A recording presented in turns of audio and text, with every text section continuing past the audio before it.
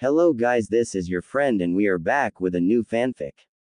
Which is what if Sasuke gave his Sharingan to Naruto before he died part 1. And if you enjoy this fanfic then please press the like button and subscribe to my channel for more fanfic like this. And now let's start the fanfic. Gifts of friendship. You bastard! Screamed Naruto as he knelt over Sasuke's limp body. The figure in the mirror said nothing as Naruto swore his death and more. Ominous red chakra began to flow through Naruto's body. The boy Haku felt a sudden increase of chakra and flung 3 of his needles at the young boy. The 3 needle found birth deep in Naruto's right eye. Naruto screamed out in pain, clutching at his eye. Fighting through his pain, Naruto wrenched the needles free. Blood flowed from his eye and down his face. Haku was a bit taken aback. The boy could still move. He was about to attack again when he felt a great surge of chakra. He gasped and halted his attack. Zabuza was in trouble. He fled the fight, allowing his crystal ice mirror's jutsu to collapse. Completely disregarding his fleeing, Naruto rushed to Sasuke's side. Sasuke, he said. Sasuke. The young Uchiha's eyes slowly opened, his newly discovered Sharingan shining bright.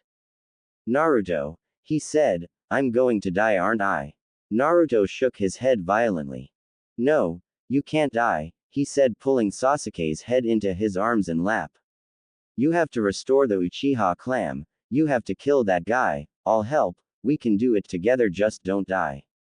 It's too late, Naruto, stammered Sasuke, I can't feel my body, I can hardly breathe, he hit my lung. It's full of blood. Naruto, I'm so sorry.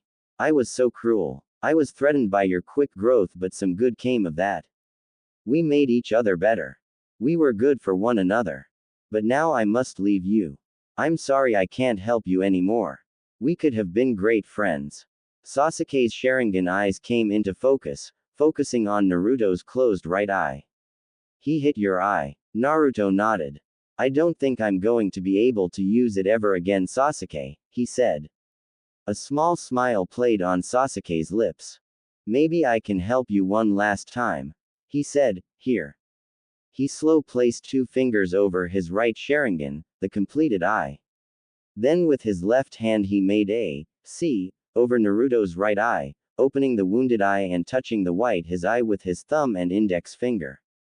Naruto, don't give up on your dream, become Hokage. Take my Sharingan, let my eyes show you the path you must take. Naruto, we'll always be together. We'll always be friends. Transfer jutsu. Naruto heard himself scream as pain lanced through his eye again. It felt like he had the needle in it again, only this time they'd been heated cherry red. The pain was unbearable, and as soon as it began to lessen, Naruto collapsed next to his dead friend. Oh oh oh oh oh oh. The chakra pulsed in his hand, lightning blade. Named as such when he used it to cut a bolt of lightning in half. He glared at Zabuza, who was in the jaws of several of his ninja hounds. I won't let you kill Tazuna, he's a good man with a good purpose. Kakashi said. Your purpose, however, ends here. That said, he rushed at Zabuza, the Chidori sparkling in his hand. The flash caused by the attack hitting flesh blinded his for a slight moment before quickly vanishing. His eyes widened as he saw his victim. It was not Zabuza but instead the boy Haku. Kakashi's eyes turned to where the boy had been. His 2 male students lay lifeless. He wrenched his hand free of the corpse and leapt away. Zabuza was about to attack again when he heard a small chuckle. Kakashi looked to his left as Zabuza looked to his right. There stood Gato, surrounded by 50 men. Well, this isn't going as planned, said Gato. The idea was for you 2 to kill each other off. But you're both alive. Zabuza, sorry, but I can't have you on the payroll anymore, you're too expensive. Zabuza let out a small chuckle. Well, Kakashi, he said, our battle seems to be over. Now that I'm no longer in Gato's employment, we have no quarrel. Guess you're right, said Kakashi. However, the hounds of your have rendered my arms completely useless. He said, and I have to make Gato pay for betraying me. Mind if I borrow your kunai? He asked as he torn his mask off with his teeth. Sure, said Kakashi and tossed one of his kunai to the demon of the mist. Zabuza caught the knife in his mouth and took of racing after Gato, his limp arms trailing behind him. Gato let out a small gasp before turning and fleeing into the ranks of his men. Zabuza followed him, cutting his way through them until he reached the other end. There he drove the kunai into Gato's chest, yanked it out and slashed him across the throat. Gato's body flew off the bridge and into the sea. As soon as Gato's body hit the water, a countless number of blades sunk into Zabuza's back. Zabuza turned and stumbled out of the mob, where he fell next to Haku. And died, staring the boy he loved like a son, in the eyes. Kakashi turned to the mob and watched as they came to terms with what had just happened. He knew that as soon as they realized they just lost their meal tickle, they would resort to more drastic measures, like raiding the village. They turned grumbling amongst themselves and started to advance on Kakashi. Just as they came close, an arrow sunk into the bridge. Kakashi turned and saw that the entire village had come to defend their home, and leading the pack was Arani. Kakashi smiled under his mask. Naruto, you've done it. He turned and faced the mobsters with the villager at his back. Seeing that they were outnumbered, the thugs quickly turned and left.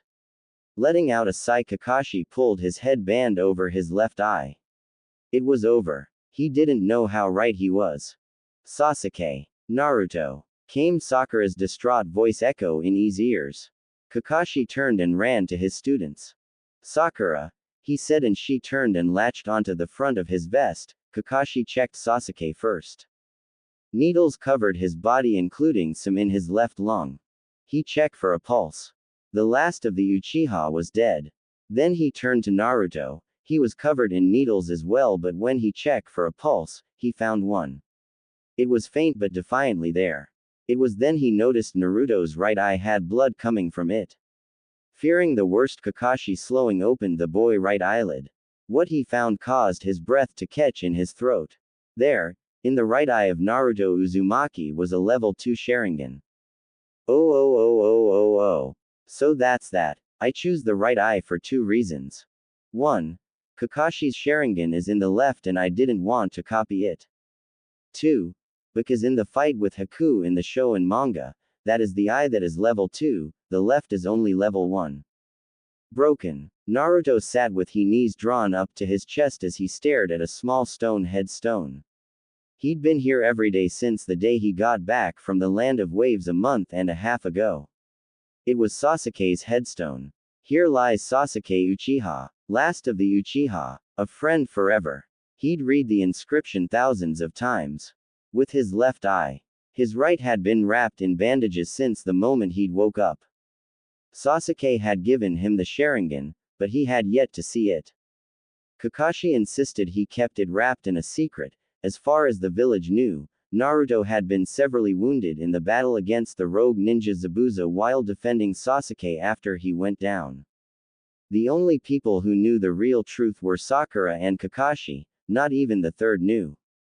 This of course brought more grief to Naruto, as many villagers saw the death of the last of the Uchiha his fault. He hadn't expected this. He had been getting treated better since making Genin. But now he was back to square one. Of course Iruka-sensei and Kakashi-sensei supported him as much they could, and Ayame and the old man at Ichiraku's helped a bit. Even old man Hokage visited him from time to time and even came to the headstone once and hugged him as he cried over his inability to protect a comrade. However, his biggest supporter, surprisingly enough, was Sakura. Yes, she had been upset and cried for a couple days. But she was nothing compared to Naruto. Naruto had been with Sasuke almost every day. They were in the Land of Waves training together, and even though neither of them had really wanted it, the root for a strong friendship had been planted. However, just as it seemed like that tree had began to grow, that root was ripped out. Sakura visited Naruto every day. She'd spend hours searching the village until she found him. Sometimes he would be in his apartment, which she now had a key for despite his protest. Sometimes he'd been on top of the Hokage monument on the fourth's head, but most commonly he was here, at Sasuke's grave. Before Sasuke's death, Sakura had never ever seen Naruto cry. After his death, Naruto cried 2 or 3 times a week. After a while Naruto stood and walked back toward the village. His hands tucked in the pockets of his black pants. After the funeral, Naruto had gotten rid of everything that reminded him of Sasuke. That included his orange jumpsuit, which Sasuke used to tease him about from time to time. Now he wore a simple pair of black pants, black thong-style sandals and a deep blood-red t-shirt. He wasn't wearing his headband, he hadn't wore it since he got back. He hadn't been a mission. He rubbed the bandage covering the right side of his face thinking back to when he'd woken up. Flashback. Naruto hurt all over as he slowly opened his eyes, well one eye really, his other eye was covered in a thick bandages. He slowly sat up and reached for the bandages, intent on taking them off. Don't, came a familiar baritone voice. He turned to see Kakashi sitting in a chair next to him reading his book. Your eye hasn't completely taken root and want for the next 2 weeks. Leave the bandages on. Naruto let out a sad sigh and dropped his hands in his lap. A sad look on his face. Sasuke is dead, said Kakashi. I know, said Naruto flatly, tears sprung up in his left eye. I couldn't save him Kakashi-sensei, why couldn't I? I tried and tried, but everything I do I screw up. The graduation exam, your test that we only passed because of Sasuke, those stupid D ranks where I kept letting my pride get in the way and now, I've let Sasuke die. He sucked his knees to his chest, put his arms on his knees and cried. He couldn't remember how long it was for but, he knew it was a while. The whole time Kakashi stayed by him, knowing exactly what he was going through. Pride was the bane of many ninja, Kakashi included. Because of his foolishness and pride, Obito had died an unnecessary death. Now Naruto blamed himself for Sasuke's death. Naruto, said Kakashi. Naruto looked up at him, his eye red and puffy. Sasuke's death wasn't your fault. I know you, I've trained you for 6 months, I know you did anything and everything you could to save him. It hurts, believe me when I tell you I know what you're going through. But crying about it won't bring him back. It's okay to feel sad about losing him, but crying won't help.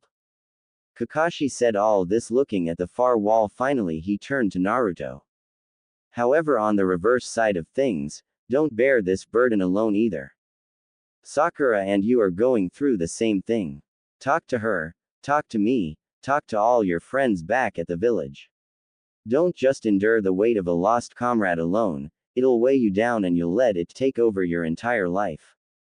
Naruto, Sasuke has given a great gift, don't let it go waste by blaming yourself.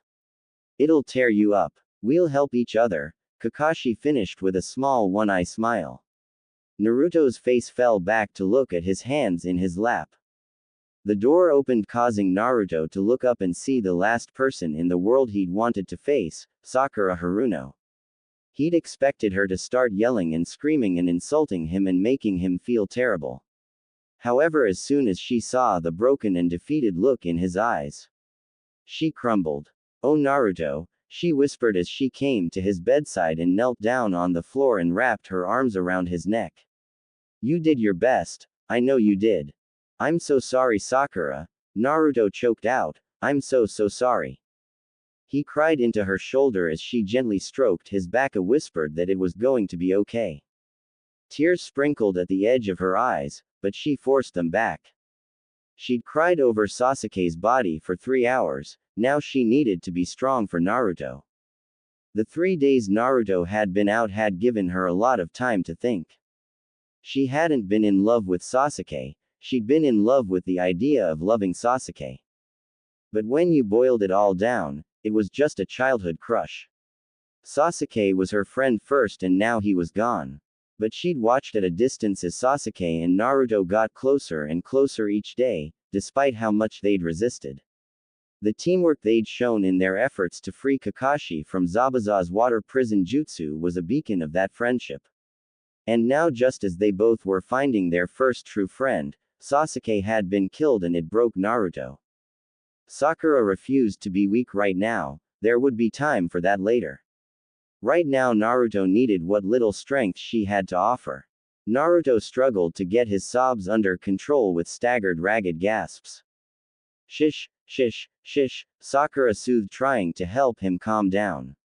It's all right, Naruto. She rocked him side to side as if he were a 3-year-old. Naruto finally got himself under control and went slack in Sakura's arms. She pulled back a little to look straight into his eyes. There was pain there, but also gratitude. She had been there for him, not yelled at him, when he needed her most. Thank you, Sakura, he rasped. She gave him a soft smile and hugged him one more time before standing up and leaving the room. Kakashi, who'd watched Sakura grieve over Sasuke's body for 3 days, let a small smile grace his features. They had come together when they needed each other most. Naruto, stay in bed today, and if you're strong enough tomorrow, we'll send word for an escort back. Naruto nodded his head. Kakashi squeezed his shoulder and left the room. Naruto laid back down and let sleep take him. End flashback. When Naruto came out of his thoughts, he found himself on top on the Hokage monument. He pondered to himself just how long he'd been up here. The sun was going down now, but there was no telling how long he'd wandered aimlessly through the village until coming here. Deciding he'd stay a while and try to settle down, Naruto sat on the fourth's head and drew his knees to his chest. Resting his chin on his knees, he gazed out across the village. It had changed since Sasuke's death. The villagers were downcast, disheartened. The greatest of their clan was now forever gone, and with them, the Sharingan. He and Kakashi were the only one who still had it. I thought I might find you up here, came a familiar feminine voice. Naruto turned to see Sakura walking towards him. She wasn't dressed in her usual pink dress, instead she wore a white blouse with black pants and her sandals. Her long pink hair was drawn up in a high ponytail and she wore a kind smile on her face, one Naruto had been seeing more and more of every day. Hey Sakura, he said, turning back to face the village. Sakura's smile fell a bit. He'd been like this since they got back from the land of waves. She couldn't really blame him, but she kind of missed the old Naruto, the Naruto who yelled and made outrageous promises, the Naruto who wouldn't take being outdone by anyone, the Naruto whose face would light up when she walked into view. Now he just acknowledged her presence and went back to brooding. She slowly walked to his side and sat on her heels, wrapping her arms around her knees. How long you been up here? She asked him. He shrugged. I dunno, he mumbled, not looking away from village. Sakura's smile fell a bit more. It fell to a full-blown frown when his stomach growled and he didn't do a thing about it. Anyone who knew him would have expected him to jump up a declare he was going to Ichiraku's for some ramen. Now he just stared out into space, his stomach rumbling. All right, said Sakura, standing back up. Let's get something to eat. My treat. Naruto shrugged again and let Sakura drag him to his feet. He followed her down the mountain, his hand tucked in his pockets. They slowly made their way to the ramen stand ran by old man Ichiraku and Ayame. She sat him down at his favorite stool before sitting down next to him. Well, if it isn't Naruto and Sakura, said the old man. Hey guys, said Ayame. Hey, said Sakura, one plain ramen and one miso ramen with pork. She'd been here enough with Naruto to know what he would want. Naruto had his arms crossed on the counter and his chin resting on his arms. Sakura frowned at him before turning to Ayame, who was leaning across the counter. He's still down, huh? She whispered, looking at Naruto's sulking form. Yeah, he just can't forgive himself for Sasuke's death, Sakura whispered, and to make things worse 90% of the village blames him too. Ayame, I was there too, but they don't blame me, so was Kakashi-sensei, and they don't blame him. They blame Naruto solely because of what he is, and it's not fair. Sakura could feel tears threatening, and was only able to fight them off because the food was ready and placed in front of them. Naruto simply picked up a pair of chopsticks and started to eat. Sakura watched him emotionless slurp down his noodles. Oh Naruto, she thought before turning to her own ramen and slowly started eating her own ramen.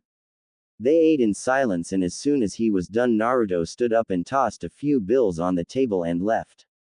Sakura picked them up and put them in her back pocket with the intention of retuning it to him later. Then she quickly finished her own ramen and reached her wallet. Tsuki shook his head. It's on the house, Sakura, he said. You look after him, he needs you. Sakura smiled and nodded her head. Then she jumped down and ran after Naruto. When she caught up with him, she laced an arm through his, an act that would have caused the boy to get very uncomfortable. Now he didn't even look at her. Trying to find a good conversation topic, Sakura looked up at the sky. It was late, the moon was high in the sky and the stars were out. Hey, she said, I'll walk you home. The slightest nod of his head was her only answer. She tightened her grip on his arm and started leading him towards his apartment. Naruto didn't say anything for a long time. He was staring at the sky for a long time. She couldn't read his face. She used to be able to read him like a book. The new Naruto was so withdrawn and she didn't like it. Sakura, I'm all right, he said. They were at his apartment and she knew he was dismissing her. But she wasn't leaving him to brood, not this time. No, you're not Naruto, she said without a moment's hesitation. You sulk all the time, you let other people's words affect you like you never have before. Naruto, you've given up on your Nindo. Never give up and always keep your word, no matter what, you've lost sight of that. Naruto, that's okay. We all lose sight of things, but it's time you found it again. He stepped into his apartment in an attempt to escape her, but she stopped the door and perused him. She found him standing in his living room, shoulders shaking, he was crying. I couldn't save him, Sakura. It's my fault he's dead, he said. I should have done more, I just couldn't save him. He dropped to his knees, burying his face in his hands. Sakura raced to his side, taking him in her arms. It's not your fault, Naruto, she soothed. It's not. Haku killed him, not you. Oh, Naruto. Sasuke knew what being a ninja meant. He took that mission. He fought because he had a goal. Naruto, he wouldn't want you to beat yourself up over this. As hard and cold as Sasuke wasn't, he wouldn't want you to blame yourself. By this point, Naruto had his arms around Sakura, hugging her to him like she was his lifeline, the only thing anchoring him to the ground. Sakura pulled back and took his face in both her hands so she could look him right in the eye. Naruto, let him go, she said. Put Sasuke to rest, honor him by fulfilling your dream, become Hokage. Naruto's crying slowly reduced to sniffles, then subsided altogether. Here, let's get you to bed. She helped him up and led him to his bedroom. Once they got there, she sat him down on the bed and stood up. You get changed. I'm going to get you something to drink. She turned and left, headed for his small kitchen and went through his cupboards looking for a glass. Once she found one, she filled it with water from the tap and carefully carried it back to his room. She found Naruto laying on his bed in his boxers. Averting her eyes, Sakura pulled the covers over his body and got him to sit up and helped him drink half the glass and set the rest down on his bedside table. Get some sleep, Naruto, she said. I'll see you in the morning.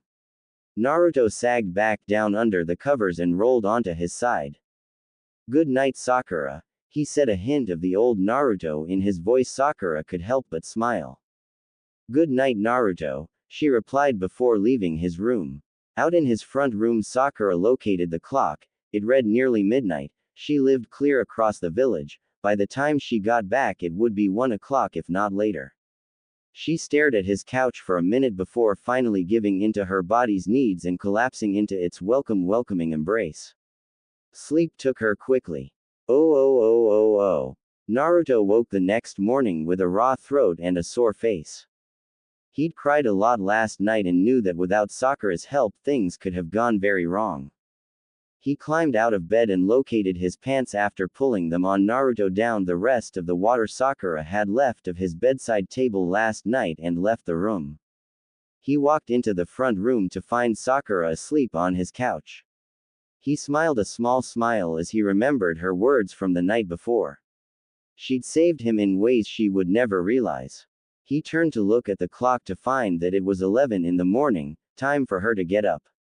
Cautiously he knelt down and shook her shoulder. Sakura, it's time to get up, he said softly, trying not to startle her.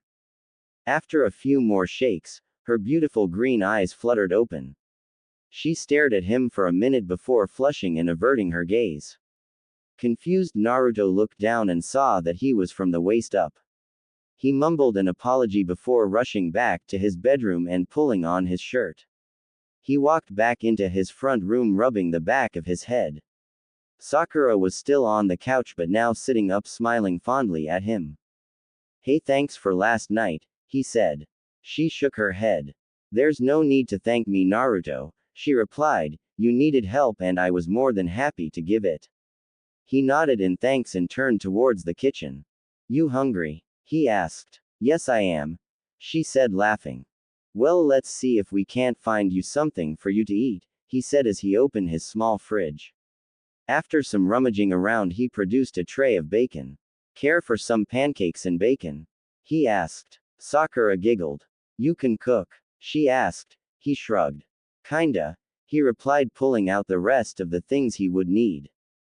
"I just assumed all you knew how to cook was instant ramen," she said, getting up off the couch and wrapping the heavy blanket she'd used the night before around her to shield her from the crisp winter morning chill. A ghost of a smile formed on Naruto's face before he shook his head. "No," he replied, "I dabble at regular cooking too. I'm still not very good though." He began to mix the batter as he turned on the stove to cook the bacon. Sakura moved up beside him and took the bowl of batter away from him. "Here, let me help," she said, and began mixing as Naruto placed 4 strips of the bacon in the pan. They worked in comfortable silence for a while before Sakura finally broke it with an unexpected question. "Naruto, why do you keep the Sharingan covered?" she asked, not looking up from the pan she was making pancakes in next to him. He took out the last strip of bacon and set it on the plate before turning off the burner and leaning against the counter with his arms crossed. "To protect myself," was his answer. "What do you mean?" she asked, looking at him this time. "What would people say if they saw I had Sasuke's Sharingan? What would they do?" She didn't need him to elaborate to know exactly what he meant. If people knew Naruto had the Sharingan, they would assume he'd taken it from Sasuke, not received it as a gift. They would call for punishment. It was better this way. Leaving the topic alone for now, Sakura finished the pancakes and took the platter to the table. Naruto joined her with the bacon and they ate in companionable silence. After finishing their meal, Naruto cleared the table and set them in the sink. "I should probably get you home," he said. Sakura stopped dead. Home? She hadn't even considered how her parents would be reacting to waking up and finding out she never came back. And even worse, she'd stayed with Naruto, whom her father was less than fond of. She paled. "Yeah, good idea," she said, quickly going to put on her sandals. Naruto followed, stepping into his own sandals. They left his house and started navigate through the busy street of the Leaf Village. It was a busy time of year. The winter festival was coming. Street vendors were showing up more and more every day to get ready for the start that weekend. Without really thinking about it, Sakura wrapped her arms around Naruto's right arm to keep from getting separated. Naruto eyed her for a minute before let the ghost smile return to his face. Sakura gave him a small smile in return but couldn't find it in her heart to smile a full smile. It was disheartening to see that Naruto could no longer smile. He used to be so full of life, now he was broken, but Sakura could see that he was healing. The ways he'd acted this morning showed that he was more his old self, and it pleased Sakura. She knew he'd never be the exact same ever again. That was asking too much, but maybe with help he could be more outgoing again. They got to Sakura's house after about an hour of dodging through traffic. Sakura braced herself as she opened the door. This was going to be bad. Her fears were instantly confirmed when she saw her father standing in the doorway, arms crossed over his chest, anger in his eyes. "There you are," he seethed. "Hi, Daddy," she squeaked. "What in the world do you are doing staying out all night?" he asked. It was then that he realized for the first time just who she was with. "You," he yelled, advancing on Naruto. Acting instinctively, Naruto pulled Sakura behind him. In doing so, he lost his opportunity to defend himself. The blow caught him square on the jaw. He stumbled backwards down the steps of Sakura's house, nearly knocking Sakura over in the process. He regained his balance and stood in front of Sakura looking at her father. Though their eyes met, there was no challenge in Naruto's eye. No defiance. Nothing. Just an empty pool of cold ice. It was unsettling, really. He could have dealt with defiance, or rage, or sorrow, but this empty look that he was getting from the boy made his blood run cold. He'd seen it before, in men who had nothing left to live for. This boy had seen something that broke him. Sakura, get inside, said Mr. Haruno. Sakura's face light up with panic. She couldn't just abandon Naruto, but she could disobey her father either. So with a squeeze on his bicep, Sakura stepped around Naruto and up the stairs to her father. Goodbye, Sakura, came Naruto's even voice, void of all emotion. Sakura's face fell. She'd worked for almost 2 days to get Naruto to open up, only to have her father ruin that in less than a minute. Goodbye, Naruto, she replied and stepped in the house.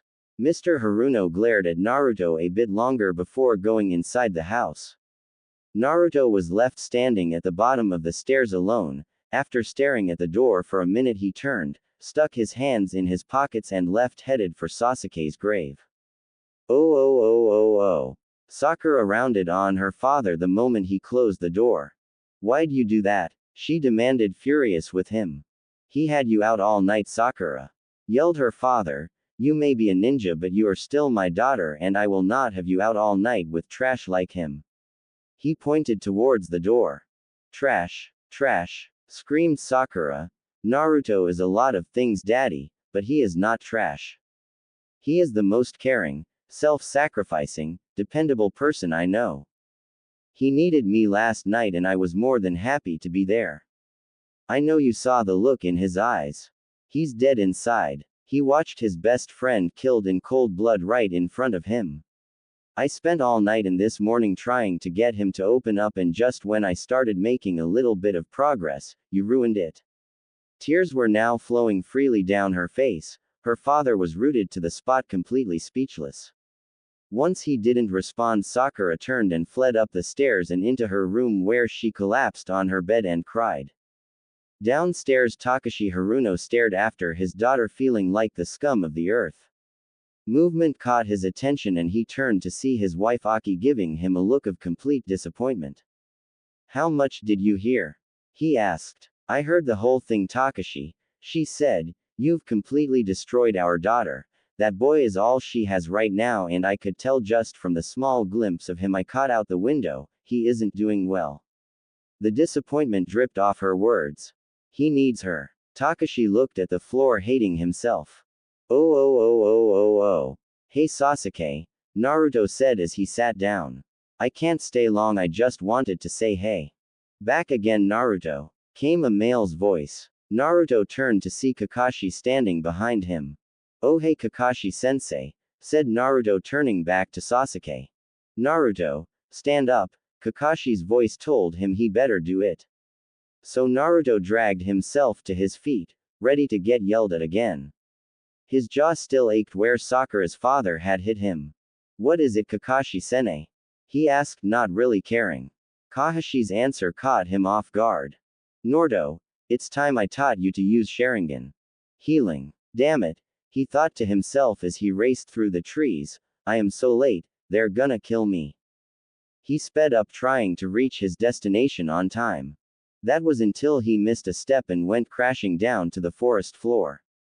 Nursing a sore shoulder, he dragged himself to his feet and started to dejectedly walk, no longer caring he was going to be late anyway. He finally reached where he was going, a small clearing with a black stone on the eastern edge. He took in his surroundings. There were 2 people in the clearing, a girl who looked close to his age, with a great figure and the most amazing pink hair he'd ever seen. She wore a hot pink t-shirt and a black silk pants. On her feet were shinobi sandals and her headband was tied onto the top of her head, to hold her hair back. The second person was a boy, about his age, maybe a year older. He had long, shaggy and spiky blonde hair. He wore a blood red t-shirt and black pant, Flat thong-style sandals were on his feet. On his head was a blue headband and the right side of his face was covered in heavy bandages. The girl turned to him, her face angry. Late again Kaka. She cut herself off. Hey, you're not Kakashi-sensei. Who are you? Is this Team 7? He asked a bit shy. Yes, the girl replied. Why do you ask? He hesitated, however before he could give his reason, a voice behind him cut him off. So, you must be Haru. Haru turned to see a tall man with silver hair and his headband over one eye standing behind him with his hand tucked into his pockets. Haru? The girl asked. Yes, Sakura, Naruto. This is Haru Muri, said the silver-haired man. The blonde looked at him with suspicion. He's the newest member of Team 7. The blonde's face contorted but he stayed silent. The pinkett, however, did not. But Kakashi-sensei, I'm not sure if that's. She cut herself off again, glanced nervously and the blonde. Haru glanced at him again and saw the boy had his face down, his blonde hair masking his eyes.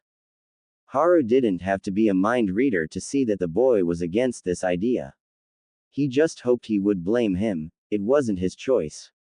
He'd been placed on this team because on his last team he was fighting more and more with a teammate and it had already jeopardized several of their missions. So to end the bickering, the squad had been broken up and Haru had been assigned to this team. He knew some of the history behind the infamous Team 7. Sasuke Uchiha had once been a member of this team, but he died in the Land of Waves on a mission that had escalated far beyond the abilities of any genin. He had been fighting the enemy on his own while the Uzumaki boy stood by and watched. It was because of the blonde-haired boy that the last of the Uchiha was dead. Balling his fists, Haru glared at the boy, but try as he might, he couldn't get the young man to raise his gaze. All right, said Kakashi, let's get on with today's training, it'll be relatively short. Combat training, you'll fight each other for 3 hours, do not hold back, if you do you will get injured because chances are, because your opponent won't. Haru stared at the man. They were expected to fight each other. He glanced at his new teammates. Neither of them seemed fazed in the least. However, since Haru is new, I'm adding a second rule. For 1 hour 2 of you will pair up and attack the other. This will also help work on cooperative fighting and teamwork. First will be Haru and Sakura against Naruto. Naruto, the blonde finally looked up. Don't use it, that's the only restriction. You're not ready, all other jutsu is allowed though. Naruto nodded. Got it, Kakashi-sensei, he said. Haru noticed Sakura almost seemed to breathe a sigh of relief. Okay then, on the whistle, said Kakashi. Sakura walked over to stand next to Haru and the Naruto stood across from them. What are his weaknesses? Asked Haru. Sakura stared at Naruto for a second before turning to reply. Genjutsu, she said. Well, there went that plan. Haru didn't know any genjutsu. He would just have to figure something out. A shrill whistle sounded across the clearing. Naruto leapt straight for them, a kunai in hand. Haru noticed he was coming right for him. He froze. He was hardly any good at close combat.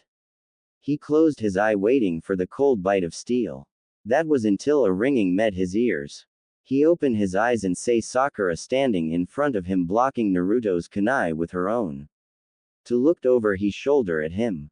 Don't just stand there. Help me, she said. Haru nodded and drew his own kunai. Naruto leapt away from them and threw his knife, which Sakura deflected easily. Naruto nodded about 15 feet away and stated, flashing through hand signs. Fire style. Fireball jutsu. He yelled and brought his hand to his mouth. He placed 2 fingers on the corner of his lips and exhaled. A massive ball of flame launched at them. Sakura and Haru leapt out of the way in opposite directions. Then Naruto crossed his fingers. Shadow clone jutsu. 19 clones phased into existence. Then they charged. Oh. Kakashi sat in a nearby tree watching the 3 genin fight. He could help but smile. In the 2 months Naruto had been training to use Sharingan, he had come a rather long ways. Even though he was more withdrawn and quieter since Sasuke's death, there were some things about Naruto that Kakashi believed would never change. Like his unbelievable work ethic, Kakashi had had to physically force Naruto to stop training 3 times, or risk total chakra depletion. It was true that Naruto had a substantial amount more chakra than Kakashi, but the hours Naruto put into his training would put a normal person in a near-coma state. About a month into the training, Kakashi stumbled across another change in Naruto. When Sasuke had given Naruto Sharingan, he'd also inadvertently transferred his own prowess with fire jutsu to Naruto. Naruto could now use fire jutsu so powerful it rivaled Sasuke's, hell it even Kakashi's. Kakashi watched as Naruto attacked with his shadow clones, like he said some things never change. Like Naruto's ability to create a ridiculous amount of shadow clones. The three had battled for 45 minutes now, and so far, Sakura and Haru had been able to fight Naruto to a standstill.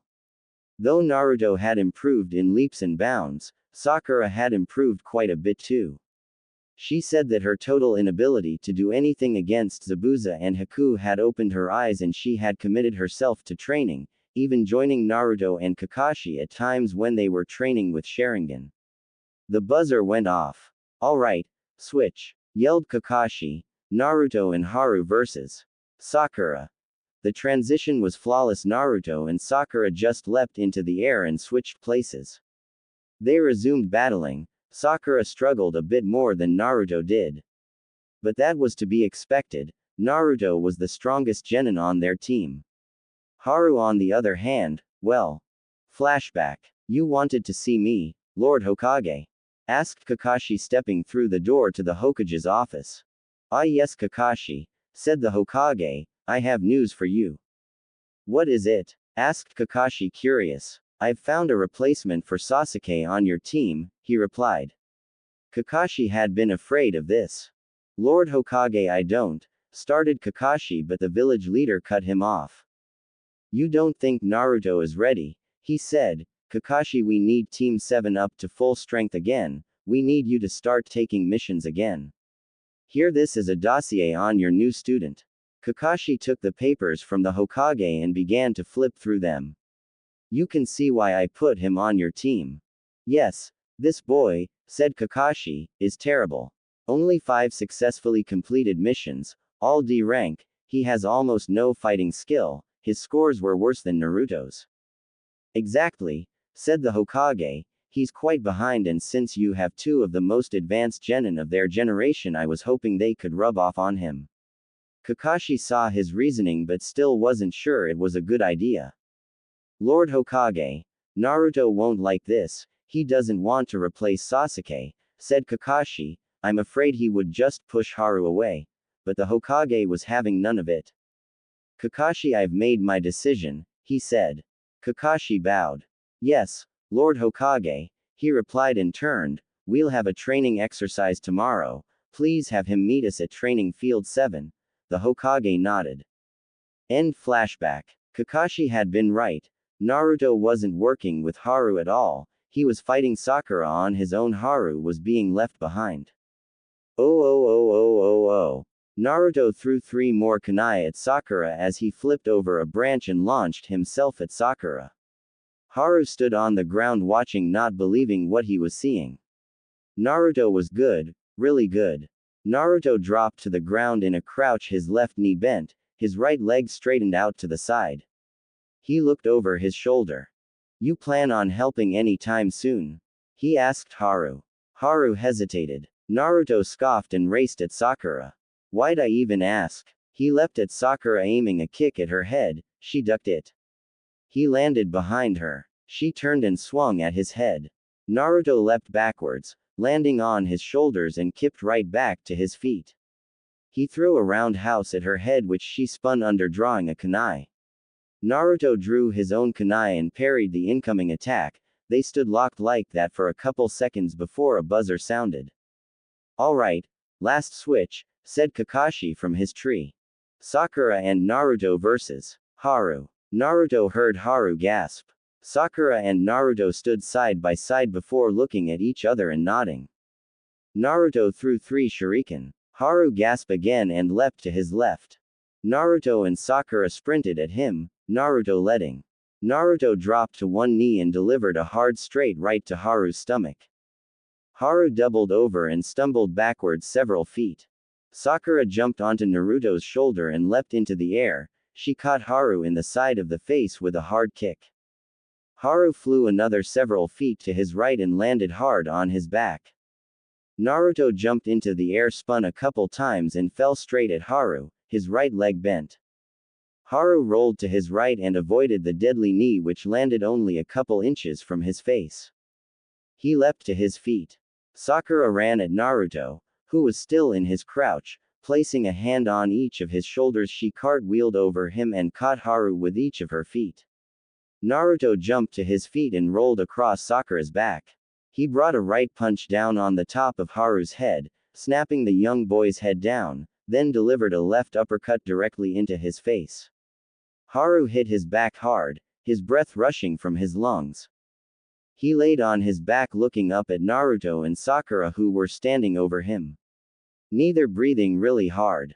"That's enough," came Kakashi's voice. "We're done for the day, meet at the bridge tomorrow, we have a mission." Naruto didn't say anything as he turned and started to leave. Sakura gave Haru a glance before turning and leaving as well. It didn't go unnoticed by either Kakashi or Haru that neither offered to help him up. Kakashi sighed. Naruto left the training field with his hands in his pockets. He didn't even seem to notice Sakura walking with to him, both her arms wrapped around his upper right arm. He just stared at the ground, putting one foot in front of the other. Sakura frowned. Since that day 2 months ago, Naruto had fallen even deeper into himself. The only time he seemed to open up was when he was training. Whether it was with her or Kakashi, it seemed to help, but the second it ended, he would shut them out again. She knew where he was going without him even telling her.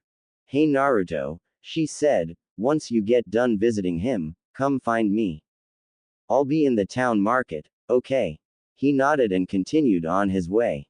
Sakura gave him a squeeze on the arm and left him. Naruto kept walking, letting his feet guide him. His mind traveled to the boy they'd trained with. What right did he have to replace Sasuke? He was terrible. Sasuke was 100 times better. He and Sakura hadn't even been going all that hard, but almost everything they threw at him found its mark. Did Kakashi really think they could go on a mission with him?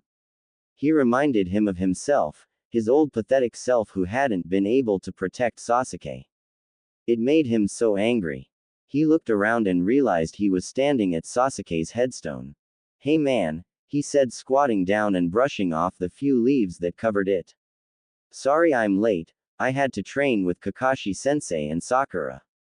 "You always talk to yourself?" asked a voice behind him. He turned. "What are you doing here?" Naruto asked the visitor. It was none other than Shikamaru Nara. Shikamaru shrugged. "Came to pay my respects," responded Shikamaru. "My team's be gone for a while and I thought I'd come say hey." He walked up and stood next to Naruto, who had stood up by this point. "How long you been here?" Naruto shrugged. "Not long," he said, "but I can't stay long either. I have to meet Sakura." Shikamaru nodded.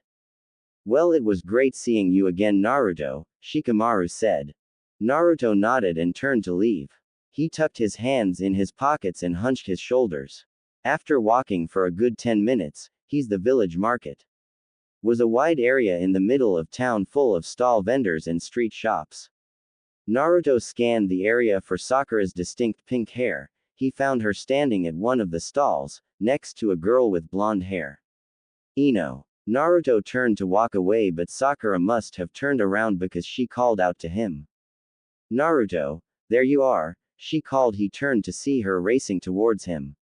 Ino held back her mouth a firm line. Naruto knew what was going on. In the past 4 months he'd been back, Ino had tried extremely hard not to listen to the rumors that said Naruto had let Sasuke die. She tried so hard not to blame him. She slowly walked over to Sakura and Naruto. "Hey Sakura, I'll see you later, okay?" she said, and without looking at him she added, "Nice seeing you, Naruto." And like that she was gone. Sakura let out a small sigh as she wrapped her arms around Naruto's. She did it quite often now, neither really knew why, but it was comfortable. Sakura figured she did it to protect Naruto, give him something else to focus on than the harsh words and cruel whispers that always surrounded him every time he went out. They walked through the market for a while, Sakura stopping occasionally to look at something at a stall or admire an item at a street shop. Naruto never said anything, he just walked with her, stood by her and watched over her. A silent escort. As the night wound down, Naruto decided it was probably time he got her home. She agreed and together they walked to her house.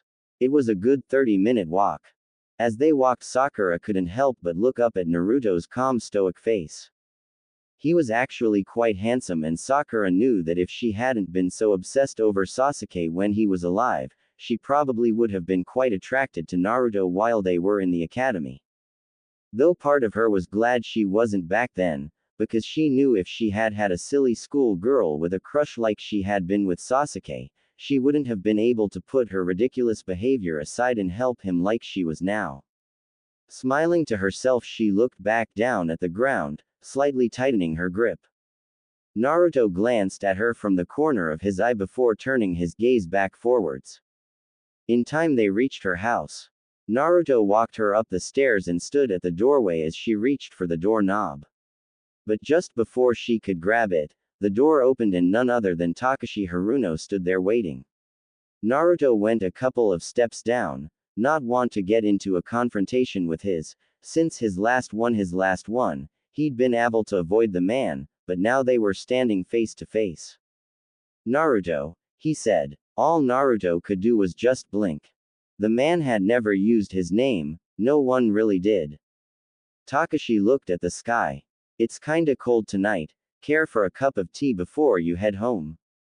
Naruto and Sakura both looked at Mr. Haruno like he'd gone crazy. Come on in, the man said and disappeared inside the house. Naruto and Sakura shared a confused look but went inside anyway.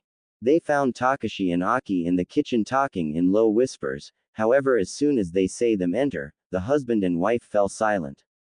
Takashi turned to the stove where he was heating up water, while Aki turned to Naruto. Why don't you come sit down, Naruto? She asked with a kind smile in her face. Naruto let her lead him to the couch in the living room while Sakura stayed in the kitchen with her dad. Okay daddy, she said, what's going on? Takashi looked confused. What do you mean, Sakura? He asked in return. The last time you saw Naruto you punched him in the face, she said, her hands on her hips. Now you're inviting him in for tea. Sakura, her dad said, not looking up, you don't know this but I've been watching him for a while, I hurt him and I feel terrible for it. I'm trying to make amends for what I did. Sakura was silent for a long time. You promise daddy? She asked. Because Naruto doesn't need people messing with him right now, he's bad enough as it is. I promise, Sakura, he replied, a bit taken aback at how protective his daughter was of the boy. Sakura seemed to accept that and moved to help him finish with the tea. Once they had 4 steaming cups of tea, they left the kitchen and went into the living room where Sakura found a very uncomfortable Naruto sitting on the couch playing with the hem of his t-shirt, a nervous habit of his. She handed him his tea and sat down close next to him, their hips almost touching. So Naruto, I meant to ask you, why do you wear those bandages? Asked Takashi, genuinely curious. All the Harunos saw the boy stiffen. I'm sorry, I didn't mean to make you uncomfortable. Naruto shook his head. It's all right, he said, but didn't provide an answer. The 4 drank their tea in relative silence. Naruto would shift every now and then, trying his best not to be rude, but he couldn't help but feel like he was being examined by Sakura's father. He would take nervous glances at Sakura, but she would just smile at him. After they finished their tea, Naruto stood up to take his leave. Quietly thanking them for the tea, he made his way for the door, stepping into his sandals. Sakura walked with him, and as he opened the door, she put a hand on his shoulder to get his attention. He turned to look at her. She was smiling, a small smile, but a genuine smile. Then she stood on her toes and gave him a small kiss on the cheek. A small smile ghosted his own mouth, and her turned and left the house. Oh oh oh oh oh oh. Naruto leaned against the railing of the bridge, his arms and ankles crossed. Sakura was next to him sitting on the railing looking at the water. Their newest member Haru was across from them cross-legged on the bridge. Is Kakashi-sensei always this late? He asked. Yeah, pretty much, said Sakura not looking from the water. Naruto nodded in agreement not looking at him. Haru let out a sigh looking back down at his lap. He'd been trying all morning to connect with his team. The beating he took the day before showed just how far behind he really was. They had worked completely together, all without saying a single word to one another. He sighed again. Naruto was watching Haru from under his bangs. He watched as he took out a kunai and a whetstone and started to sharpen it. He snatched his hand back and stuck his thumb in his mouth. He'd cut himself. The boy was terrible. When he had first arrived today, Naruto had had every intention of telling him he wasn't wanted and to go away. But something had held him back. He had been the same way once. Flashback. But there are three of us, that's what you said, yelled Naruto from where he was tied to a post. We're all on this squad and we're all in it together, said Sasuke, his look of defiance ever present. End flashback. A small smile played on his lips. Dead for half a year, thought Naruto, and still showing me up. Naruto had been tied to a post and his team had been told not to feed him. Yet Sasuke knew they would need to work as a team, and if Naruto was hungry it would hurt the team. The same was true here.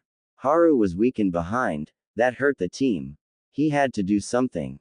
He straightened and walked over to the boy and knelt down in front of him. Haru looked at him curiously. Naruto picked up his abandoned kunai and whetstone. Here, he said, when you're sharpening a kunai, hold the whetstone like this. He showed him the proper grip, that way you don't have to worry about cutting yourself. Haru stared at him. Don't look at me, try it. Haru took the kunai and whetstone from Naruto and gripped it that he had showed him and started to sharpen the blade. He smiled as he continued. Sakura couldn't help but smile as she watched over her shoulder. Naruto was opening up. It was so nice to see him open up to someone besides her. Last night she'd laid on her bed for hours thinking about the small kiss she had given him. It had taken a lot of courage on her part, but that small gesture of the caring she had for him had seemed to help him a little bit. This morning when they had met at the bridge, he had given her a small smile. She was brought out of her musing by Kakashi walking on the bridge. Hey, he said. Sakura let out a sigh. You're late again, Kakashi-sensei, she said. Sorry about the. A black cat crossed my path so I had to take the long way, he said. Sakura shook her head. Did he even realize he used the same 4 excuses over and over? I'm sure you did, she said, not feeling like arguing and ruining her good mood. Well, let's get going, said Kakashi, turning towards the Hokage tower. Haru put his kunai and whetstone away and made to get up, yet he saw a hand palm up being held out to him. He followed the arm and saw Naruto looking down at him. With a small grin, Haru took his hand and let him pull him to his feet. Sakura had to smile again. Naruto was getting there, true wasn't there yet. But it's a long road to a healed heart and Sakura would be there for him, every step of the way. Teamwork. Naruto let out a long sigh as he sat on one of the 3 pillars in Training Field 7. They'd been here for 3 hours waiting for Kakashi. This was getting a little ridiculous. Naruto had even gone to Sasuke's grave early so he would be on time. It was supposed to be really important and Kakashi was late, again. Naruto put his elbows on his knees and his chin on top of his interlaced fingers. His gaze fell Haru where he laid on the ground a few paces away. He had his fingers interlaced behind his head and his legs crossed at the ankles. They'd come a long way in the month they'd been together. Naruto and Sakura had been trying to integrate Haru into the team. Flashback. Naruto and the rest of Team 7 walked next to the large caravan they had been charged to protect. Naruto and Haru on one side, Sakura and Kakashi on the other. They were in charge of escorting it to the capital from the land of tea. The caravans had been being attacked by bandits lately and they were in need of escorts. Naruto walked with his hand in his pocket staring at the ground. He'd come a long way since watching Sasuke die. He was able to interact with his team, he even smiled from time to time now. But he still visited Sasuke every day. He didn't think a day would go by for the rest of life that he wouldn't. He just couldn't let his teammate go. Sasuke had always been there. Even in their academy days, Naruto was always striving to surpass Sasuke. Then when they were put on the same team, Naruto was both angry and relieved. Angry because it would give Sasuke even more chances to show him up, but he was relieved as well because he had a strongest person in their age to measure himself against. Now he had no one. He'd been using Kakashi, but it was hard to see your own growth when going up against a Chunin as a genin. The gap was just too large. Naruto was brought out of his brooding when he caught a glimmer to his left. In an instant a kunai was in his hand. He deflected the knives that were thrown at him. Sounds of metal striking metal on the other side of the caravan told him that Kakashi had ran into a similar problem. Naruto watched as 3 bandits stepped out of the shadows of the trees, katana in hand. Naruto glanced at Haru and saw he also had a kunai in his hand was trembling. Haru, he said, causing the boy to look at him, we can do this together, just stay with me and watch each other's back, got it? Haru gave him a quick nod and looked back at the enemy. Naruto switched his one-eyed gaze back at their attackers. In a flash he threw the kunai at the men. It found a home in one of their shoulders. Then Naruto ran at him in a low stance, Haru hot on his heels. Naruto hit a baseball slide and slid through the man's legs before leaping to his feet and racing at the man behind him. He heard a gurgle and knew Haru had done his job. Naruto pulled the 2 kunai of his hips and ran straight at the second man. He blocked the katana strike with the kunai in his right hand and turning his back on the man he plunged the kunai in his left hand into the man's left side. The man's eyes bulged as Naruto turned to face him, yanking the kunai out and dragging the kunai that hand blocked the katana across both the man's jugular veins. He fell to the ground, bubbles of blood bursting from the slash in his throat as he struggled for breath. It would end soon. If he didn't bleed out from the wound across his neck, he would die drowning on his own blood as it slowly filled his punctured lung. Naruto turned to look at the last man and saw Haru had already engaged him. He was holding his own, but Haru's strength was not close combat. Naruto ran at them throwing a kunai, which the man only avoided because he leapt out of the way of Haru's attack, otherwise it would have sank into the side of his head. Naruto continued to run at the man as he turned his back on his. It was clear he was completely unaware of Naruto's presence. Naruto closed the gap swiftly and buried the blade into the man's back, severing his spine. Haru took advantage of the man's surprise and plunged his own kunai in their opponent's heart. Naruto pushed the man to the ground, pulling his blade free. He turned to Haru and gave him a small nod of approval and turned back to the caravan, only stopping to wipe his blade clean on one of the enemy's shirts. End flashback. That had been one of their first missions together, and their team's teamwork had been getting better and better with every mission. After their last mission yesterday, which had been a simple delivery run to a neighboring village that had taken a grand total of 6 hours, Kakashi told them to meet at Training Field 7. And now he was late. Naruto let out another sigh, causing Sakura to look up at him from where she was sitting right below him, reading a scroll on Genjutsu that she had gotten from Kurenai. What's wrong, Naruto? She asked, a curious look on her face. You've been sighing an awful lot. It's Kakashi-sensei, said Naruto. I just wish he could be on time for once. Sakura nodded her head in agreement. Why do you think he's late all the time anyway? Asked Haru from his spot in the middle of the field. Who knows, said Naruto. He's done it since we've known him, and he's not showing any signs of stopping. Guess we'll just have to deal with it. As if on cue, Kakashi casually walked into the field waving in greeting. You're late, they all chorused, not loudly, Naruto merely mumbling. Kakashi let out a small laugh, nervously rubbing the back of his head. After regaining his composure, Kakashi addressed them as a team. I've actually called you all to discuss an important matter. the Chunin exams are approaching and I've nominated the three of you. Three genin stared at him for a minute. Wait, what kind of exam? Asked Haru, knowing if he had to fight, he would be hard-pressed to win. I'm not allowed to disclose the details, said Kakashi. Then he took out 3 sheets of paper and handed them to his students. These are the applications, file them out and meet at the academy tomorrow if you wish to participate. With that he left the 3 young ninja. Naruto stared at the paper for a minute before jumping to the ground. He was entering, it would be a good opportunity for him to test his skills. He walked out of the clearing heading for the main square of the village, his teammate flanking him. As they walked, they stumbled across a male-female pair of ninja they didn't recognize. The male was in a black jumpsuit wearing a ridiculous cat-eared hood, makeup, and had something wrapped in bandages on his back. The female wore a simple dress with a large battle fan strapped to her back. The male had a child by the collar holding the boy off the ground. Naruto recognized the boy, Konohamaru. The look on the mystery ninja's face did spell good news for Konohamaru. Naruto decided it would be best to intervene.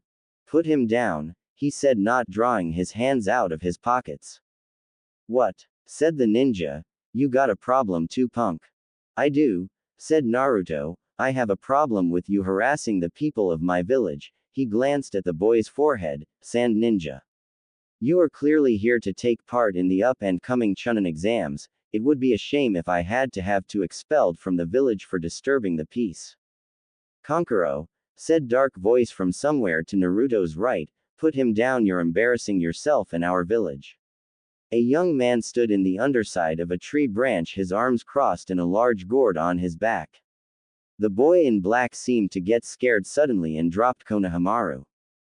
Sure, Gaara, he stuttered. The boy Gaara turned to Naruto. I apologize for his behavior, he said in a monotone voice. Naruto shook his head. It's all right, no harm was done. Having said that, Naruto, Sakura, Haru and Konohamaru all left the sand ninja to themselves. As they walked, Naruto thought about the boy named Gaara. There was something about him, something strangely familiar. Deciding that he was reading too much into it, Naruto decided to just banish the thought. He had an exam to focus on and he couldn't afford distractions right now. Oh. Naruto stood outside the academy, his hands in his pockets. He had arrived 30 minutes early to ensure he wouldn't miss his chance. After waiting about 10 minutes, the rest of his team showed up. They handed the applications to the 2 Chunin sitting at a booth outside. Head upstairs, 3rd floor, room 305, one of them said. Naruto nodded, and then, with his team flanking him on either side, he entered the academy. He walked up the stairs into the 3rd floor where he found and entered room 305. The room was packed, and in the front stood the rest of the rookie 9. Naruto walked over and stood next to them, his hands still deep in his pockets. Hey Naruto, said Choji as he approached. Naruto inclined his head in greeting and stared out amongst the rest of the ninja. There were genin from all over the land, grass, sand, rain. There were even 3 ninja with music notes on their headbands. Naruto locked eyes with one of them, a man who had most of his face covered in bandages. They stared at each other for a minute. Sakura glanced nervously at Naruto and then looked at Haru, who was watching Naruto. Then surprisingly, the man with the music note on his forehead broke the eye contact. A ghost of a smile crossed Naruto's face as he glanced at the rest of the rookies. Some of them were looking at him with stunned looks. Naruto gave them questioning looks before turning to look at the examiner that just entered the room. All right, you scum, said Ibiki. Everyone take a number from the box the examiner is passing around, then take your assigned seating. Naruto drew number 19D. He walked up to row 19 and sat in the 4 seat. To his left was a grass ninja and to his right was Hinata. They passed out the tests. You have 1 hour, said the examiner. No cheating. If you are caught 3 times, your entire team will fail. Begin. Naruto flipped over his paper and saw a 9-question test. The 10th question will be given with 10 minutes left. Naruto stared at it for a minute. Great. All the skills I've picked up and I still suck at taking tests, he thought. He sat in his chair trying to think of a way to figure this out. There was no way he could answer any of the questions, they were just way over his head. He was gonna have to cheat, but how? Flashback. Kakashi and Zabuza stood on the water, eyeing each other. Both men stared, flashing through hand signs, Kakashi copying Zabuza flawlessly. They both used the water-style jutsu, throwing Naruto around. Then Zabuza stared, making random movements. Kakashi moved flawlessly with him, mimicking every movement the demon of the mist made. End flashback. 10 months ago Naruto would have slapped himself in the forehead. Now he was more reserved. He started subtlety scanning the room for potential candidates. Through a sheer stroke of luck, the man right in front of him was writing like a man possessed. Pretending to scratch the right side of his face, Naruto slightly pulled down the bandage over his right eye. He had been training for the last 6 months with Kakashi in using Sharingan. It was time to put that training to at least some use. For the first time since the death of Sasuke, the right eye of Naruto Uzumaki opened. Sakura scanned the test, and glanced at Naruto, who was staring blankly at his test. This was bad, though his battle prowess and jutsu skills had increased by leaps and bounds since Sasuke's death. But his intellectual and deductive reasoning skills hadn't improved at all. She wasn't going to have a problem and Haru should be okay. Though he wasn't a very good fighter, Haru was actually quite smart. Sakura watched Naruto be still for a long time before finally moving. He scratched the bandaged side of his face, then stared, writing. Her fears laid to rest for the time being, Sakura turned to her own test. I hit a gold mine with this guy, thought Naruto as he copied the answer for the 5th question. In a matter of 20 minutes Naruto had the entire test filled out and finished. They had 5 minutes until the 10th question was released. Naruto pulled the bandage back over the Sharingan to conserve his chakra and sat back in his seat with his arms crossed. People around him were starting to finish. As he glanced around he realized that there was a significant fewer number of people. He'd been so focused on copying the man's movements he hadn't noticed people being removed. All right, listen up, said the proctor. It's time for the 10th question. Naruto looked up at the proctor, trying to read him. He hadn't been able to for the entire exam. It was starting to wear on his nerves. But before we reveal the 10th question, there are a few rules. Rule number 1, each of you will have the choice whether or not to take the final question. There was a collective gasp from the students. However, should you choose not to take it, you will get a 0 on the test and automatically fail, and in extension, your entire team will. Rule 2. If you do decide to take the final question and do not answer correctly, you will be barred from taking the Chunin exams ever again. Gasp wasn't the correct word this time. It was more like a scream of terror. Naruto watched as student after student raised their hands, backing out. Naruto glanced at Haru, who was shaking, nervous as hell. Naruto closed his eye. Go ahead, Haru, he thought. Raise your hand. Haru's hand twitched but he kept his arm down. All right then, here we go. The proctor glanced over the class one more time. All right then, if that's everyone, I only have one thing left to say. He paused as he glanced around. Naruto's right hand twitched, ready to pull the bandage from his eye. Congratulations on passing the first exam. Naruto almost fell out of his chair. The guy next to him actually did. Hold on, yelled Sakura, jumping to her feet. What do you mean? Where's the 10th question? There is no 10th question, not a written one at least, he smiled. In fact, your answer to stay was the correct answer. Naruto crossed his arms and slumped in his seat. Unbelievable, he said, smirking and shaking his head. Then what was the point of the other 9 questions? Demanded a blonde-haired girl wearing a sand headband around her neck. Were they completely pointless? Not all, said Ibiki. In truth, they served a very important task. They were to test your ability to gather intel under the most dire of circumstances. Naruto could only shake his head. As I'm sure you realize, the questions were far too advanced for any genin to answer. The test was designed to encourage cheating. In fact, it practically demanded it. However, you had to have someone to copy off of. So I had two Chunin who already knew the answers sit in with you. Naruto watched as the boy he'd been copying raised his hand. Okay, but what was the point of the 10th question? Asked the blonde girl. The 10th question was the whole point of the exam. You had two choices, neither one very pleasant. You could either choose not to take it and whole team would fail, or you could take it or run the risk of losing your chance to ever be Chunin. It was a no-win situation. But with your choices to take it, you have shown your ability to put the mission before yourself. The first exam is over. See through deception, said Naruto, shaking his head. Then the widow to his left shattered. A sort of ball flew in through the window. Two kunai with ropes tied to them embedded themselves in the ceiling.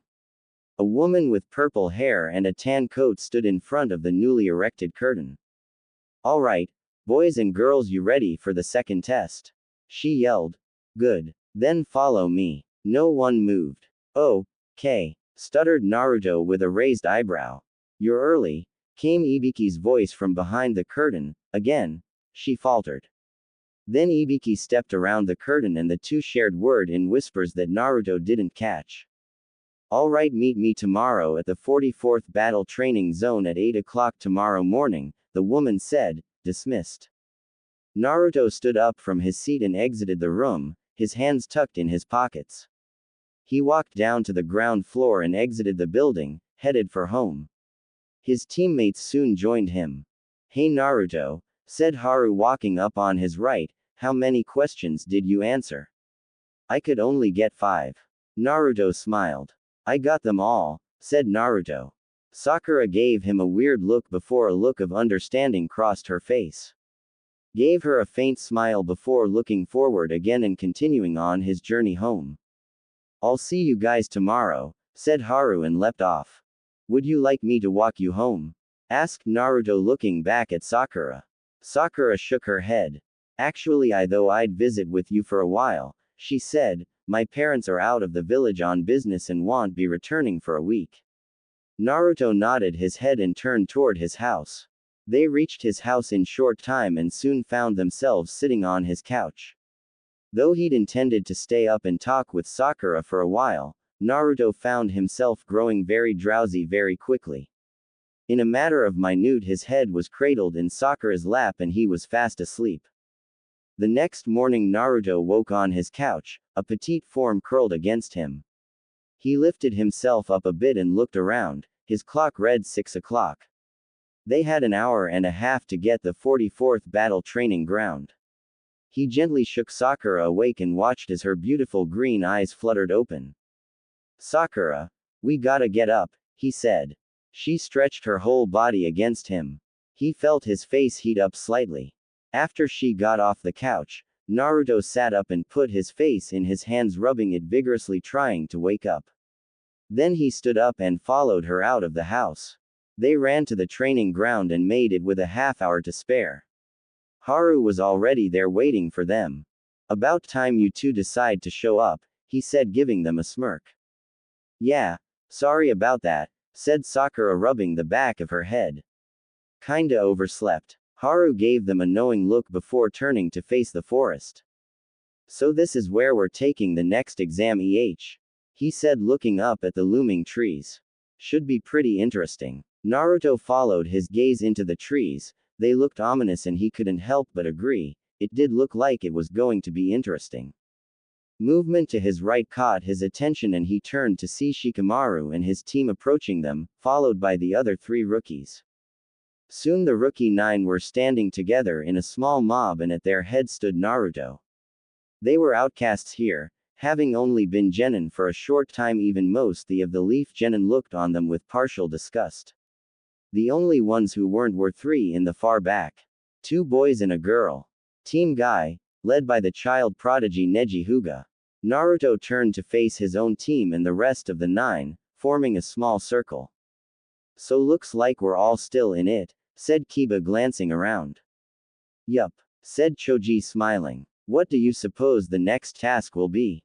Asked Hinata's shy voice. None of the others got a chance to answer because at that very moment the second exam proctor showed up. All right, you maggots, she yelled. It's time for the second exam to begin. Each team will receive either a heaven scroll or an earth scroll. The objective is to enter the training ground, and make your way to the tower located in the middle. However, before you can enter the tower, you must first obtain both scrolls. You have 5 days. Naruto's eyebrow raised a bit. Before we can proceed, each team must enter the both, confirm you are allowed to partake in the exam and receive your scroll. Naruto turned to his team and indicated for them to follow. Then as a team they walked into the both. Names, said the Chunin sitting behind the table. Sakura Haruno, said Sakura. The Chunin scanned the list and found her name, he checked her off. Haru Muri, said Haru. The Chunin checked his name off. Naruto Uzumaki, said Naruto. The Chunin did a double take, eyeing Naruto up, then he checked his name off. Naruto picked up the heaven scroll that was set in front of him and drew his number out of the box. They drew gate 13. They exited the booth and walked away from the rest of the candidates. Once at their gate, the three started to discuss strategy. Naruto, said Sakura, who should lead the team. Naruto was quiet for a bit. You should, Sakura. You are the smartest one out of the group, said Naruto. Haru, no offense, but you've got a bit of a confidence problem in me. Well, I already let one teammate die, I won't let you die because of me. Sakura frowned. She and Haru both believed Naruto was the best for this, but it seemed that he didn't trust himself with the well-being of his teammates. Yes, she was smart, but she wasn't a leader. She didn't have the natural ability, it wasn't in her makeup. Naruto, however, was. He knew how to inspire people, it came as natural as breathing to him, but it seemed that he had yet to overcome his fear of being responsible for another teammate's death. So she reluctantly agreed to lead them. But she knew that if any fighting started, Naruto would take over, he wouldn't even realize it, but he would. And she'd follow his every order. Naruto nodded at her and turned around to face the gate. She stared at his back, his hand tucked in his pockets, but he still stood as straight up as ever. The pride he had in himself hadn't changed. For a second she remembered Sasuke and the way he carried himself. They had been more alike than they knew, but Sakura had always been looking at them from the outside, so it was easy for her to see. She was sure Kakashi saw it too. All right, get ready, said the Chunin at the gate. Naruto stepped up to the gate, Sakura and Haru stepped up to flank him. 5, 4, 3, 2, 1, the Chunin counted down, go. The gate swung open and the three raced in. Naruto took the lead and leapt into the trees, the others hot on his heels. They raced through the trees for an hour before coming to a stop in a small clearing. Alright, how are we gonna go about finding a earth scroll? Asked Haru.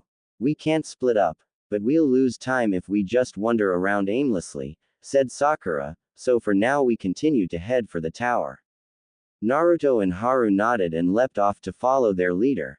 However, they hadn't gone 300 yards when Naruto put on a burst of speed and tackled Sakura out of the sky. A kunai flew overhead and Haru caught a branch and flipped up on top of it, drawing his own kunai. Naruto landed with Sakura in his arms, holding her bridal style. Thanks, Naruto, she said as he put her down. He nodded and looked into the direction the kunai had come from. 3 ninja from the grass village stood in a tree 60 feet away, squaring off against Haru.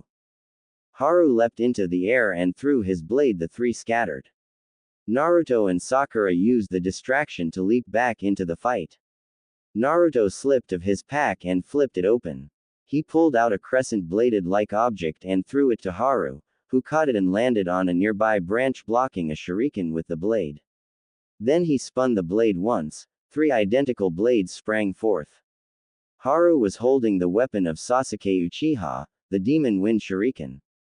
The attacking ninja all threw multiple shuriken and kunai at Haru, who started spinning the shuriken. The incoming blades were deflected. Then Haru threw the spin blade at the 3 ninja. They all leapt out the way. Haru leapt in pursuit of one. Sakura stopped the ninja pursuing Haru with a head kick to the head. Naruto jumped after the 3rd. Haru landed in front of the ninja. He'd pursued another kunai in his hand. the grass ninja drew his sword and attacked Haru.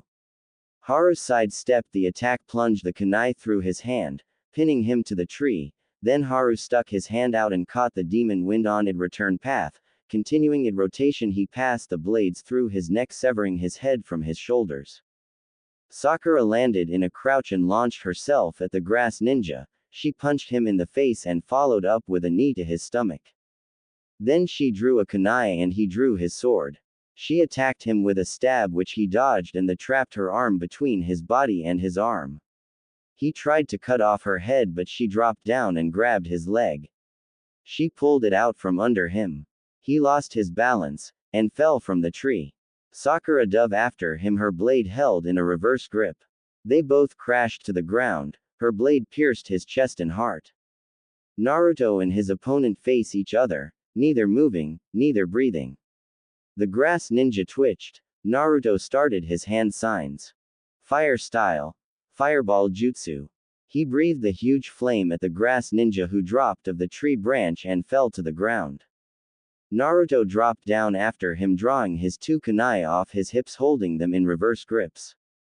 They landed on the ground and the grass ninja ran at Naruto. He delivered an overhead slash intent on cleaving Naruto in two. Naruto blocked the blade with his kunai. Then he shoved the ninja away and took up the ground. He delivered stabs through each of the man's biceps, then plunged the blades into his thighs. The man screamed in pain. Naruto ripped one blade out and drove for the man's chin. The enemy ninja caught Naruto's wrist and tried to hold off his attack. Naruto put the palm of his other hand on the end of the kunai and pushed up.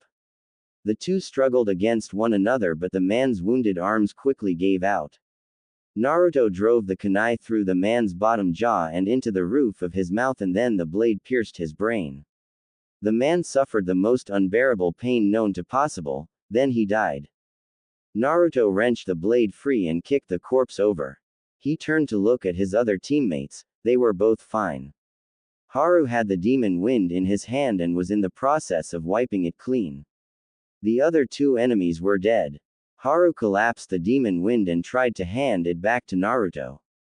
Naruto shook his head. "Keep it," he said. "You seem to have a natural talent for it. I can't think of a better person to carry Sasuke's shuriken." Haru and Sakura shared a look of amazement. Naruto was parting with something of Sasuke's. Not many people knew it, but Naruto had the headband he'd gotten from Iruka in a drawer at home. Since his death, Naruto had been wearing Sasuke's headband, as a tribute to his dead friend. Now he was giving Haru the demon wind, the weapon Sasuke had used to fight the rogue ninja, Zabuza. "Come on," he said, "let's search them for the scroll." They searched the bodies for a couple minutes before Haru found it on the man he'd killed. "It's a heaven scroll," he said. He tossed it into the bushes. Naruto and Sakura converged on him. "It's getting late," said Sakura. "Let's find somewhere to campo for the night." The other two nodded and they began to search. After looking for half an hour, they found a deep cave that had a natural bend in it, which meant they could make a fire. Hardened a bit, they head inside and started to erect a camp. Sakura set up the tent, while Haru and Naruto collected firewood. In no time at all they had a small fire going, and were eating some rations that Haru had had. Naruto volunteered for the first watch, and while the others slept he sat at the mouth of the cave. His thoughts, as they always did, drifted to the time he'd spent with Sasuke. The tree climbing, their fight with Zabuza, the demon brothers, everything. It had been annoying to see Sasuke outclass him at every turn, but at the same time it had inspired him to try even harder. The bond of friendship and brotherhood that had been forming between them was like something he'd never felt before. But then his thoughts drifted to Haru. They were growing closer. He'd meant what he'd said about the demon wind. He'd wanted Haru to keep it. Haru would never replace Sasuke. Haru knew this. Naruto knew it. Sakura knew it. But Haru had earned his own spot on Team 7. They were now a 4-man squad. The spirit of Sasuke is the guardian angel, always looking over them and guiding, showing Naruto the path to the title of Hokage, just like he'd said. It was that line of thinking that caused Naruto to remember his other startling discovery. Flashback. Come on Naruto, said Kakashi, just relax and watch my hands. Naruto took in a deep breath and opened his right eye watching Kakashi. Fire style. Fireball jutsu. Kakashi let the huge ball of fire fly into the air. Now follow me this time, he said. Naruto cleared his mind and let his instincts take over just like Kakashi had instructed. Fire style. Fireball jutsu. They said as one. Naruto's was as big as Kakashi's, causing the Chunin to gasp. Amazing, he said. What? Asked Naruto. It would seem that not only did Sasuke give you Sharingan, but the Uchiha's unparalleled control of fire jutsu as well. The Nine Tails seems to have adapted your body to use Sasuke's DNA. Naruto let out a gasp. What does that mean? He asked, suddenly slightly afraid. Don't worry, you're still you, said Kakashi, you just have a little bit of Uchiha blood in you know. End flashback. Since then Naruto had been improving on his fire jutsu, and he was getting quite good at it. He was working on a few others that he had yet to perfect. All in all, his skill in ninjutsu was improving, and that to very good taijutsu, and you had yourself a pretty good ninja. He wanted to learn genjutsu, and Kakashi said he would be able to learn a little as he got better with Sharingan, but he wasn't a genjutsu type, so the genjutsu he could learn would be very limited. A few hours later, Haru relieved Naruto so he could get some sleep as well. Naruto walked deeper into the cave and entered the tent to find Sakura sleeping comfortably in her bedroll. Naruto slipped into his, which was to her right, and laid on his back with his hands crossed under his head. Sakura rolled over and curled up against him, resting her head on his chest. Naruto, focusing on her presence, slowly drifted off. When he awoke again, Sakura's warm body was gone. He sat up and looked around the tent. Sakura was gone, but Haru was there, sleeping with his back to Naruto. Naruto brushed the top of his bedroll off his legs and left the tent. Once outside, he stretched and made his way to the tent entrance. Sakura was sitting there on watch. She turned to look at him as he approached. What time is it? He asked her. Almost dawn, she replied. We should probably get moving. Naruto nodded and went back into the tent, where he woke up Haru, and together they collapsed the tent and put it back in Sakura's pack. Naruto carried her pack out to her as he threw his own across his back. Haru's pack seemed to have vanished. Haru, where's you pack? Asked Naruto. Don't have it anymore, answered Haru. I didn't have anything else in it, so I made it into this. He held up an sort of carrier, and Naruto saw that the demon wind was in it, the ring sticking out the top for quick access. Ah, I see, said Naruto, impressed. Well, we better get moving. They leapt into the trees. Little did they know that they were being followed. Oh.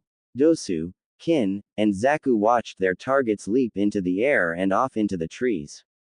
Lord Orochimaru had said to target them, to test their might. He had something planned for the village and waited to see how well the genin in the village were being trained. Kakashi's Team 7 had the most promising candidates in the year batch of rookies, so they were the targets. They'd been watching them all night, trying to see if they could find a weakness to exploit, but so far they had found nothing. So they would trail them, and wait for the right moment to strike. Naruto, Sakura, and Haru had been on the move all day and were nearing the tower. They were currently taking a break by a river. Naruto knelt on its bank, washing his face in the cool stream, when he felt the hair on the back of his neck stand up. He searched his surroundings for danger but couldn't find any. Thinking that maybe it was just fatigue, he decided to let it go for the time being. He returned to his teammates, who were currently trying to devise a way to obtain an earth scroll. It was then that Naruto saw them. Sitting in a tree 50 yards behind them were the enemy ninja. Careful as to not give away that he was aware of their presence, he walked to his teammates and knelt down next to them. We're being watched, he whispered. Don't react, but there are 3 enemy ninja 50 yards directly behind Haru. The other continued to act as if he had said nothing, but where they were drawing a map of the surrounding area, they both drew check marks, indicating that they understood. The attack would have been fatal, had the three not already been aware it was coming. The lead man, a man wrapped almost completely in bandages, landed where they were drawing their map. The three-leaf ninja dove towards the river and rolled to their feet, weapons in hand. Naruto had his two kunai, Haru wielded the demon wind, and Sakura had a kunai in her hand. So, said the mummy man, you were aware of our presence all this time. What if we were? Countered Haru. The mummy man was joined by two others, a man with spiky hair and a lean woman. All three wore headbands with musical notes on them. I'm curious, said the mummy, what kind of scroll do you carry? You see, we carry this earth scroll. He held up the earth scroll. Their reactions gave them away. Ah, so you need this earth scroll, to go with the heaven scroll you carry. How about a deal? We both lay our scrolls on the ground, and then we fight, whoever wins, get to take both scrolls with them. Naruto wanted to accept. An earth scroll had fell right into their laps, but if the man was revealing what kind of scroll he had, it could only mean that he was confident in his and his teammates' chances of winning. But they really didn't have any choice. I'll take your deal, said Naruto and pulled the heaven scroll out of his pack. He set it on the ground next to the mummy man's scroll and leapt back to his team. Okay, guys, he said, any ideas?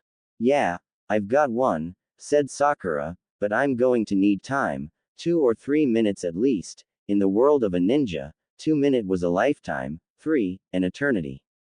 Naruto nodded. All right, Haru and I will keep them busy, said Naruto. Haru nodded in agreement and started to spin the demon wind. Sakura leapt back a ways and started making hand signs. Naruto sheathed his two knives and started his hand signs. Too late, yelled the spiky-haired man. He held up his hands and a wall of air rushed at Naruto. Naruto finished just in time. Fire style. Great fireball jutsu. He launched the mass of flames at the wall of air. They clashed and the shock wave caused everyone to shield their face, all but Sakura, who was too far back. When Naruto and his opponents recovered, they all noticed Haru was gone. Naruto feared the worst, however his fears were quickly put to rest when he saw a loud yell. He looked up and saw Haru spin his body over using his own momentum to put even more force into the throw, just as Sasuke had while fighting Zabuza. The demon wind flew at the ninja with blinding speed, but the mummy man pulled up his sleeve and revealed a strange-looked gauntlet with holes in it. He blocked the large shuriken with it. Haru caught it as it flew back at him. He hit the ground and collapsed it, blocking the strike the mummy had aimed at him. They stood still, eyeing each other down when Haru gasped and fell to one knee, blood running out of his left ear. Naruto was on the moving, drawing his two kunai. He kicked the mummy man in the face, sending him flying backward, and then deflected 2 throwing needles that the girl had thrown. Haru was on his feet and running the spiky-haired guy, only to have a wall of air hit him in the face. Naruto turned to help him, but was cut off by the girl. The mummy soon got to his feet and was running towards him. Come on, Sakura, he thought. It was in that moment that the two attacking Naruto stopped altogether. The spiky-haired guy was still blasting Haru with a massive wall of air, pinning him to the ground. Naruto dodged around the girl, who now had her hands around her own throat, and ran up behind the guy. He slid under his arms and drove both kunai into his arms, at the elbows. He screamed in pain. Haru kicked him in the face. He crashed to the ground, unconscious. Naruto turned to look at Sakura, who was on her hands and knees, breathing very hard. So, that's what she was doing, he thought, genjutsu. He looked back at the mummy man and the girl. The girl was on the ground, she'd strangled herself to unconsciousness. The mummy man was on his knees, gasping for air. He must have been able to hold out long enough for Sakura's jutsu to wear off.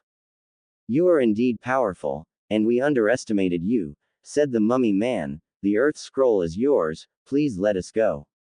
Naruto picked up the 2 scrolls and turned towards his fallen foes. Be gone, he said.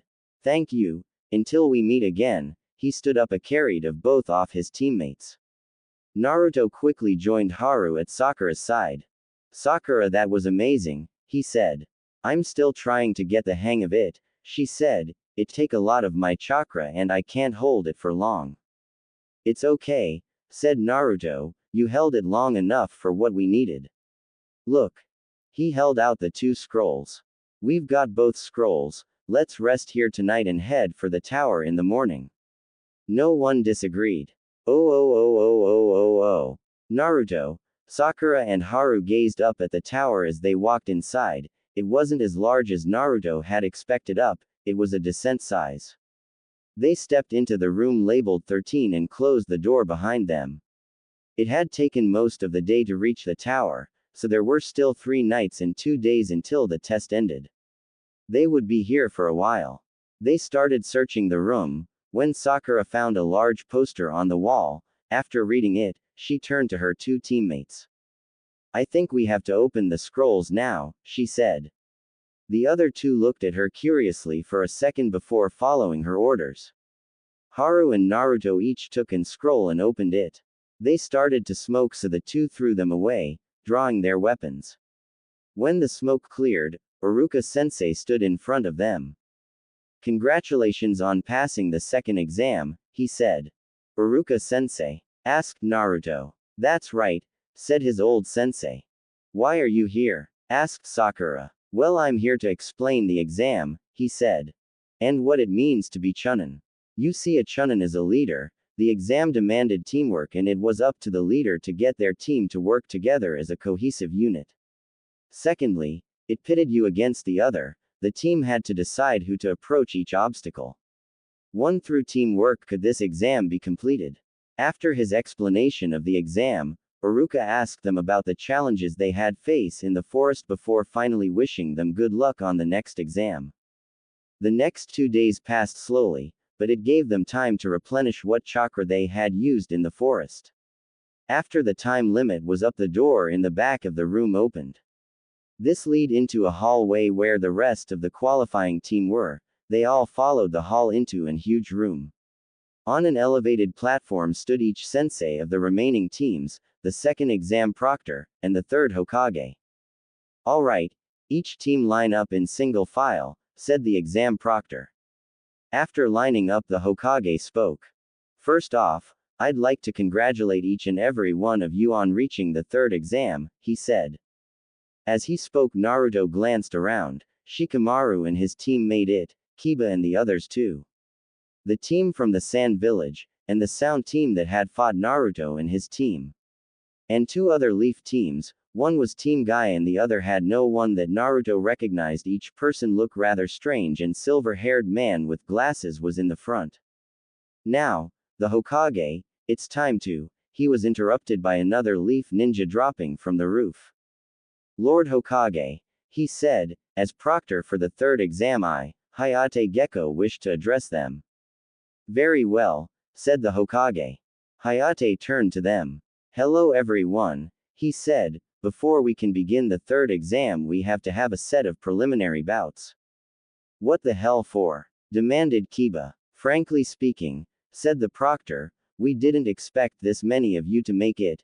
We must thin down your numbers. Before we do, however, is there any among you who wish to end it here? The man in glasses raised his hand. All right, you got me, I'm out, he said. Kabuto Yakshi, said the second exam proctor. Very well, said Hayate, if that is it, then the prelims begin right now. A screen high in the wall began to randomly go through names. It ended on Haru and one of the Leaf ninja dressed in purple. The other went up to the catwalks on either end of the room. Only Haru and his opponent remained. It was time for the third exams to begin.